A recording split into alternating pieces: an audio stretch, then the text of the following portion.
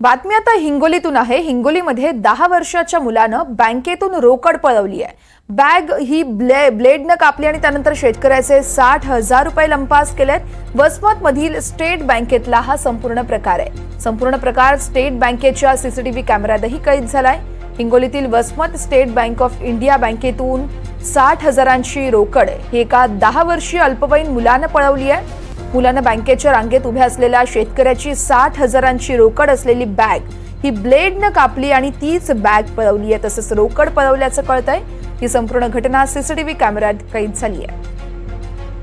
हिंगोलीत 10 वर्षाच्या मुलानं बँकेतून रोकड पळवली आहे। बॅग ही ब्लेडनं कापली आहे। या संदर्भात अधिक माहिती जाणून घेऊयात। आमचे प्रतिनिधी दिनेश कुलकर्णी आपल्यासोबत फोन लाईनवरून जोडले जात आहेत। दिनेश, आपण पाहतोय 10 वर्षाचा अल्पवयीन मुलगा आणि यानं थेट बँकेतून शेतकऱ्याच्या बॅगेतील 60,000 लंपास केलेत।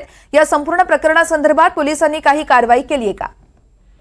नक्कीच वर्षा, खांडेगाव येथील एक शेतकरी होते। ते शेतकरी जे आहेत ते वसमतच्या SBI बँकेमध्ये आपली रक्कम काढण्यासाठी आले होते आणि रांगेत उभे असताना एका 10 वर्षाच्या मुलाने त्यांच्या खिशातील 60,000 रुपयांची रक्कम जी आहे ती रेझर पट्टीने कापून त्यांची पिशवी जी आहे ती लंपास केल्याची घटना हिंगोलीच्या वसमत शहरात घडली आहे। त्यामुळे वसमत पोलीस जे आहेत ते त्या लहान मुलाचा शोध घेत आहेत। अशी प्राथमिक माहिती मिळते की त्या लहान मुलाला वसमत पोलिसांनी ताब्यात देखील घेतले, पण त्याची ओळख पटवण्याचं काम सध्या सुरू आहे। पण अशा घटना ज्या आहेत त्या हिंगोली जिल्ह्यात वारंवार घडत आहेत। त्यामुळे हिंगोली जिल्ह्यातील नागरिक जे आहेत ते भयभीत झालेले पाहायला मिळत आहेत। तेव्हा सुरक्षेचा प्रश्न असेल, चोऱ्याचा प्रश्न असेल, हिंगोली जिल्ह्यात ऐरणीवर आलेला पाहायला मिळतोय वर्षा।